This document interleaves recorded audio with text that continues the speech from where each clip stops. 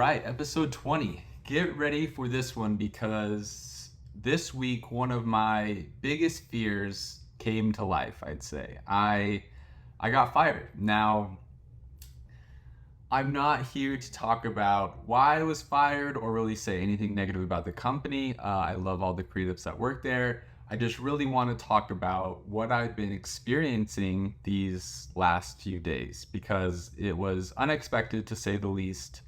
And yeah, it was kind of crazy. But I had a job since I was 16 or 17.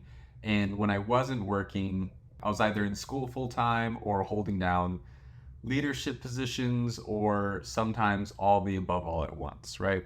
But I've always held down these jobs in hopes of it'll help my resume or my career, whatever it may be, just opportunities for advancement or success. And getting fired has always been this kind of like pinnacle of failure for me, especially as I've gotten older. That's a huge fear of mine, that and probably having twins. And even during COVID though, I made sure to do whatever I could to just have a job, and I have this deep need and desire to really just provide for my family, and that has just driven me to work extremely hard and do whatever I need to do to just make sure that I really provide. Right now, unfortunately, I was not let go because of my work performance, and that's been really one of the hardest things for me to kind of swallow for a few reasons.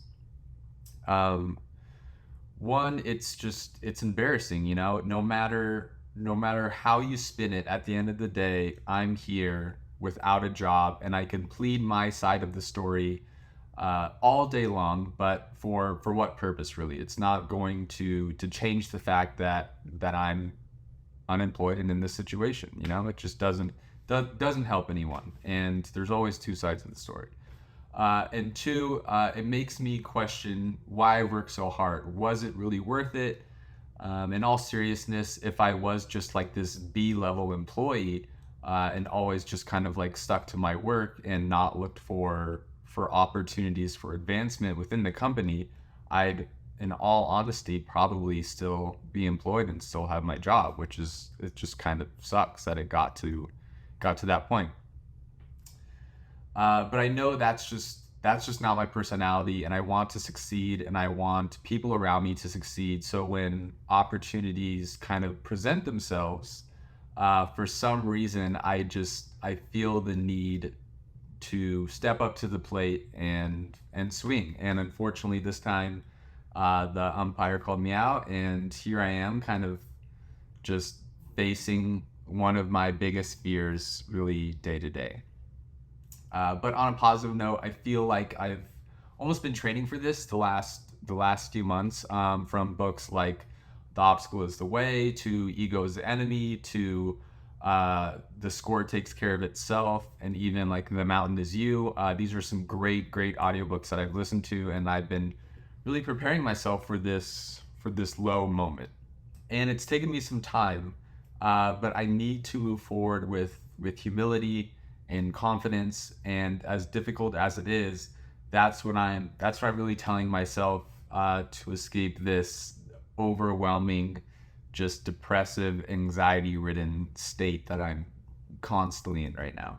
And something I read recently was about cultivating the strength and the fortitude so that when fate turns against you, you're not wrecked by failure, right? Stay humble in your aspirations, gracious in your success, and then just resilient in your failures. And that's the state that I am right now. And I know everything's gonna be okay.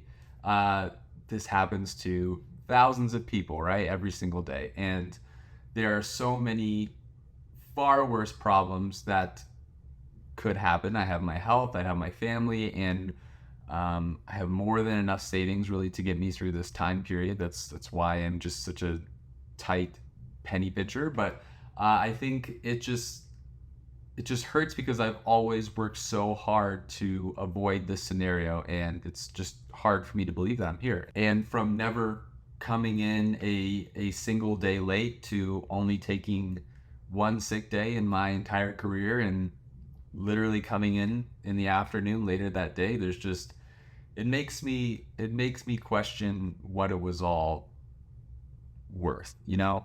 What was driving me to make those decisions? Now, I'm assuming most of them were fear-based, and I don't want to live like that. And after all of those just stress-inducing moments, like I'm still here just sitting humbly in front of you, just unemployed and with what feels like a 100-pound just weight on my chest at all times.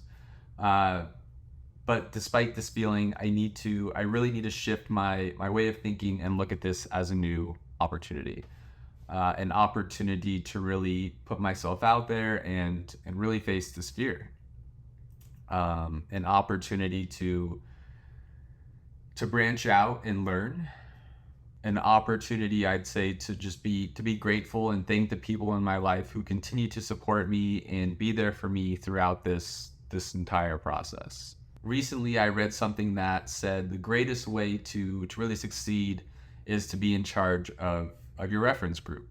By this, I mean surrounding yourself with people who want or have like similar interests or outlooks or goals in life. And lately, I really made an effort to invest my time uh, developing these relationships with individuals. And I really admire and look up to a lot of people in my immediate circle. And just by interacting with them and reaching out to them, it's made me just such a better person, I think. And this is an opportunity for me to continue down that path. Even doing something as small as this podcast and opening up and being uh, just completely honest about this vulnerable situation I'm in, I'm opening myself up to a sense of scrutiny and judgment, but at the same time, I'm doing so that I may be able to reach or interact with people who do connect with what I'm saying and are focused on going down a similar path I am. And I think that's why I really enjoy this outlet so much, is because I get to vent and talk about not only the good, but the bad. And almost universally, we see and use social media to promote the positive, the let me tell you how good things are going, you know, and rarely do you see the struggle of daily lives. And I want to be real, and I want to talk about things that I'm actually experiencing. So for now, I'm taking it day by day, trying to be as proactive as possible and just not let these negative thoughts and emotions just rush in. People keep telling me to use this time to relax, but for some reason, I just can't get myself to that point yet.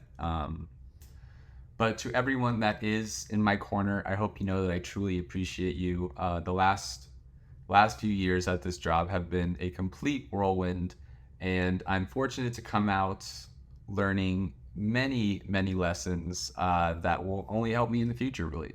So that is all I have for today. I know it's a short one. I'll get to work on a new setup here. This is my home office, so this is hopefully will be a good background for me for a little bit. But anyways, that'll probably keep me busy. But thanks a lot. I appreciate it. I gotta go look for some jobs, but I will talk to you next week.